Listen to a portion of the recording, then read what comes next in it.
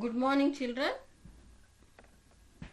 ಪಾಠ 7 ಅರಿವೇ ಗುರು. ಅರಿವೇ ಗುರು. ಓಕೆ, ಇವತ್ತು ನಾವು ಮುಂದಿನ ಪಾಠವನ್ನು ಕಲಿಯೋಣ. ಸೊ ನಾನು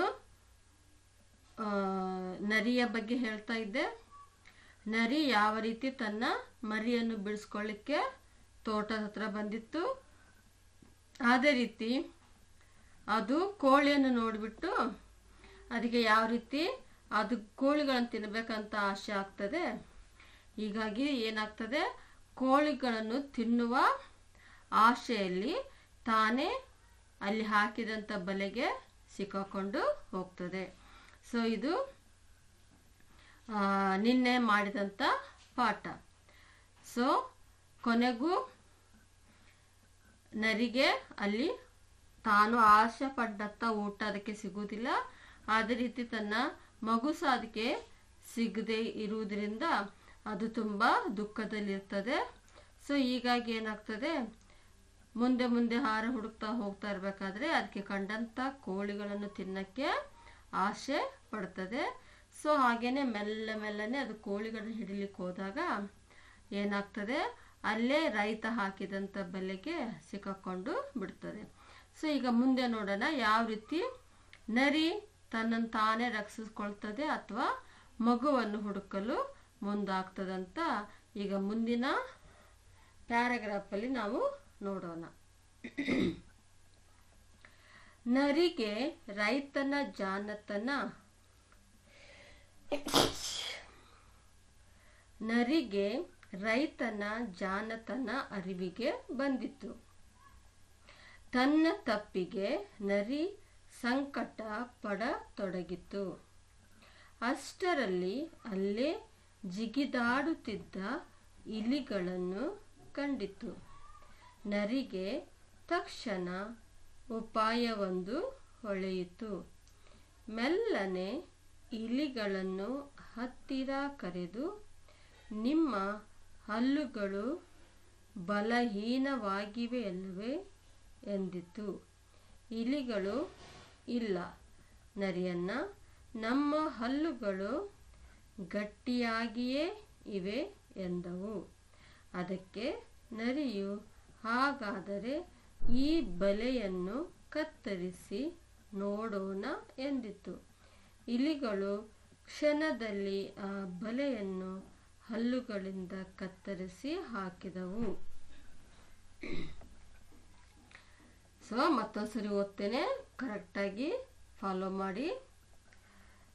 ನರಿಗೆ ರೈತನ ಜಾಣತನ ಅರಿವಿಗೆ ಬಂದಿತ್ತು. ತನ್ನ ತಪ್ಪಿಗೆ ನರಿ ಸಂಕಟ ಪಡತೊಡಗಿತು. ಅಷ್ಟರಲ್ಲಿ ಅಲ್ಲೇ ಜಿಗಿದಾಡುತ್ತಿದ್ದ ಇಲಿಗಳನ್ನು ಕಂಡಿತು. ನರಿಗೆ ತಕ್ಷಣ ಉಪಾಯವೊಂದು ಹೊಳೆಯಿತು.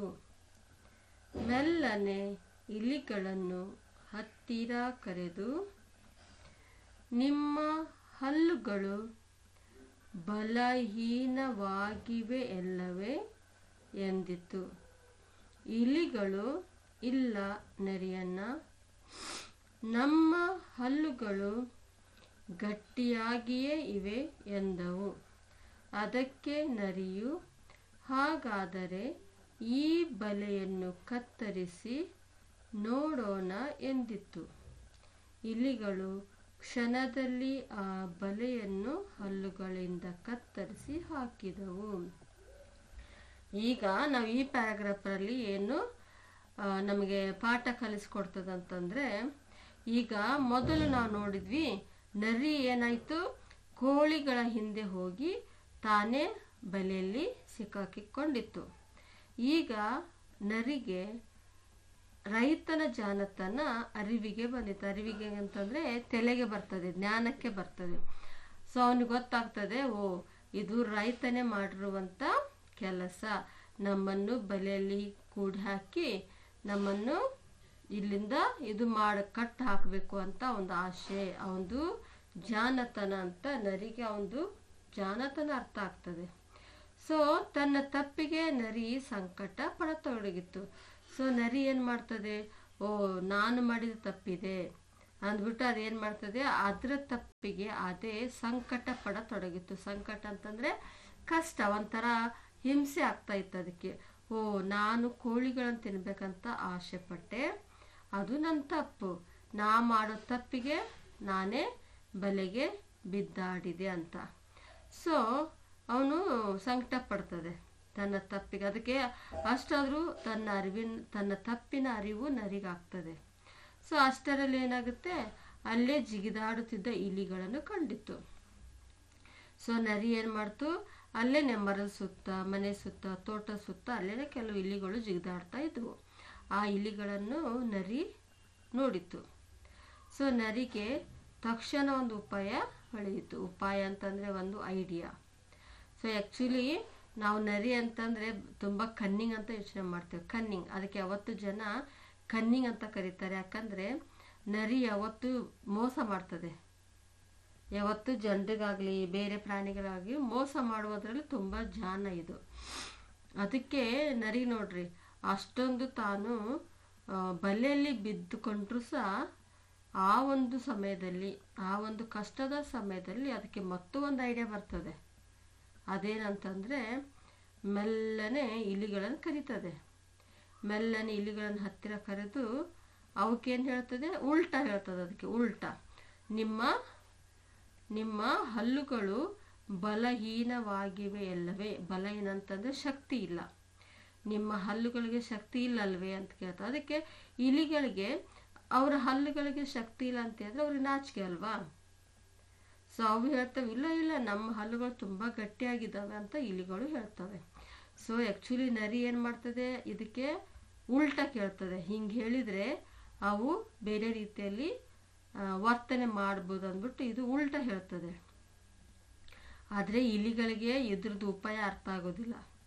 ಸೊ ಅವೇನು ಮಾಡ್ತವೆ, ಇಲ್ಲ ಇಲ್ಲ ನಮ್ಮ ಹಲ್ಲುಗಳು ಬಲಹೀನವಾಗಿಲ್ಲ, ನಮ್ಮ ಹಲ್ಲುಗಳು ತುಂಬ ಗಟ್ಟಿಯಾಗಿದ್ದಾವೆ ಅಂತ ಹೇಳ್ತವೆ. ಅದಕ್ಕೆ ನರಿ ಹೇಳ್ತದೆ, ಓಕೆ ಹಾಗಿದ್ರೆ ನೀವು ಈ ಬಲೆಯನ್ನು ಕತ್ತರಿಸಿ ನೋಡೋಣ ಅಂತ ಅವ್ರಿಗೆ ಚಾಲೆಂಜ್ ಆಗ್ತದೆ.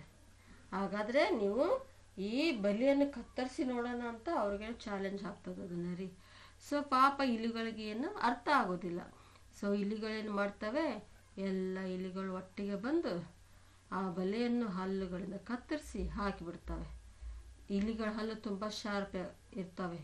ಯಾಕಂದರೆ ನಮ್ಮ ಮನೆಗಳಲ್ಲಿ ಇಲಿ ಇದ್ರೆ ನೋಡಿ, ಅಕ್ಕಿ ಚೀಲ, ಜೋಳ ಚೀಲ, ಗೋಧಿ ಚೀಲ ಮತ್ತು ಅಂತಂತ ಇದನ್ನೇ ಮುರಿದು ಹಾಕ್ತಾವವು, ಕತ್ತರಿಸ್ತವೆ.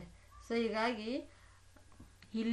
ಇಲಿಗಳ ಹಲ್ಲು ತುಂಬ ಶಾರ್ಪ್, ಚೂಪಾಗಿ ಗಟ್ಟಿಯಾಗಿರ್ತವೆ. ಸೊ ಏನು ಮಾಡ್ತವೆ, ನರಿಯಾಗಿ ಹೇಳಿದ್ದಕ್ಕೆ ನಾವು ನಮ್ಮದು ಶಕ್ತಿ ತೋರಿಸೇ ಬಿಡ್ಬೇಕಂದ್ಬಿಟ್ಟು ಎಲ್ಲ ಇಲಿಗಳು ಒಟ್ಟಿಗೆ ಬಂದು ಆ ಬಲೆಯನ್ನು ಹರಿದು ಹಾಕಿ ಕತ್ತರಿಸ್ಬಿಡ್ತವೆ. ಸೊ ಅವಾಗೇನು ಮಾಡ್ಬೋದು ಈ ನರಿ, ಸೊ ನರಿ ಹೊರಗೆ ಬಂದುಬಿಡ್ತದೆ. ಸೊ ಹೀಗಾಗಿ ಈ ನರಿ ಒಂದು ಉಪಾಯ ಮಾಡ್ತದೆ ನೋಡ್ರಿ. ನರಿದು ಉಪಾಯ ನೋಡ್ರಿ ಅಷ್ಟು ಬೆಸ್ಟ್ ಇದೆಯಲ್ಲ.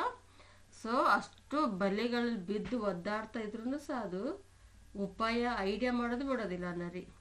ಸೊ ಹಾಗಾಗಿ ಕೆಲವು ಸರಿ ನಮ್ಮ ಹಳ್ಳಿಗಳಲ್ಲಿ ಜನ ಹೇಳ್ತಾರೆ, ಇದ್ರೆ ನರಿ ಬುದ್ಧಿ ಹಂಗಿರಬೇಕು ಅಂತ. ನಮಗೆ ಬುದ್ಧಿ ಇದ್ದರೆ ನರಿ ಬುದ್ಧಿ ಹಾಗೆ ಇರಬೇಕು. ಅಂದರೆ ಅದು ಯಾವ ಸಮಯದಲ್ಲಾದರೂ ಸಹ ನರಿ ತುಂಬ ಒಳ್ಳೆ ಐಡಿಯಾಗಳನ್ನು ಮಾಡ್ತದೆ ತಪ್ಪಿಸಿಕೊಳ್ಳಲಿಕ್ಕೆ. ಸೊ ಹೀಗಾಗಿ ನಾವು ಅಫ್ಕೋರ್ಸ್ ನಮಗೆ ನರಿ ಅಂತ ಬುದ್ಧಿ ಇರಬೇಕು, ಜಾಣತನ ಇರಬೇಕು, ಆದರೆ ಮೋಸ ಮಾಡುವಂಥದ್ದು ಇರಬಾರ್ದು. ನಾವು ನರಿ ಹಾಗೆ ಉಪಾಯದಲ್ಲಿ ಮುಂದಿರಬೇಕು, ಜಾಣತನ ಇರಬೇಕು, ಆದರೆ ಇತರರಿಗೆ ಮೋಸ ಮಾಡಿ ಬದುಕುವಂಥದ್ದು ನಮ್ಮಲ್ಲಿ ಇರಬಾರ್ದು. ಓಕೆ ಚಿಲ್ಲ. ಸೊ ಇದು ಇವತ್ತಿನ ಪಾಠ. ಓಕೆ ಚಿಲ್ಲ, ಈಗ ನಾನು 2 ಪ್ಯಾರಾಗಳನ್ನು ಸೇರಿಸಿ ನಿಮಗೊಂದ್ಸರಿ ಓದಿ ತಿಳಿಸ್ತೇನೆ. ನೀವು ಸಹ ನಾನು ಹೇಗೆ ಓದ್ತೇನೆ ಹಾಗೇನೆ ಓದಲಿಕ್ಕೆ ಕಲಿಬೇಕು. ತಾಯಿ ನರಿಗೆ ತನ್ನ ಮರಿಯನ್ನು ಅಗಲಿ ಇರಲಾಗಲಿಲ್ಲ. ಮರುದಿನ ಹೇಗಾದರೂ ಮಾಡಿ ಮರಿಯನ್ನು ಬಿಡಿಸಿಕೊಂಡು ಬರಬೇಕೆಂದು ತೋಟಕ್ಕೆ ಬಂದಿತು. ಸಂಜೆಯವರೆಗೆ ಕಾದು ಕುಳಿತಿತ್ತು. ಆದರೆ ತನ್ನ ಮರಿಯ ಸುಳಿವೆ ಕಾಣಲಿಲ್ಲ. ದುಃಖದಿಂದ ತೋಟದ ಬೇಲೆ ಸುತ್ತ ತಿರುಗಿತು. ಅಲ್ಲೊಂದು ಕಂಡಿ ಇತ್ತು. ಅದರೊಳಗೆ ಉಪಾಯವಾಗಿ ನುಸುಳಿ ತೋಟದ ಒಳಗೆ ಬಂದು ಅಡಗಿ ಕುಡುಕಿತು. ತನ್ನ ಮರಿಯ ಸುಳಿವು ಅಲ್ಲೂ ಸಿಗಲಿಲ್ಲ.